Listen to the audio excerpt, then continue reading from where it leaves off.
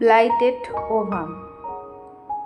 ক্ষতবিক্ষত ডিম্বাণু হলো যখন একটি নিষিক্ত ডিম্বাণু জরায়ুর আস্তরণে স্থাপন করা হয় কিন্তু ভ্রূণে পরিণত হয় না। গর্ভকালীন থলি এবং প্ল্যাসেন্টা বৃদ্ধি পায় কিন্তু ভ্রূণ বৃদ্ধি পায় না, তাই গর্ভকালীন থলি খালি থাকে। এর ফলে গর্ভপাত হয়।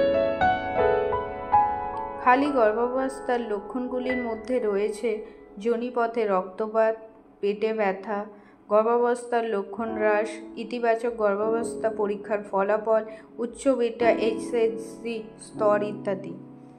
ডিম্বাণু ঝলসানো ঝুঁকির কারণগুলির মধ্যে হলো জিনগত অস্বাভাবিকতা, হরমোনের ভারসাম্যহীনতা, বয়সের কারণ, ওষুধ বা বিষাক্ত পদার্থের সংস্পর্শে আসা, শারীরবৃত্তীয় সমস্যা, এসব অনেক কারণ দেখা যায়।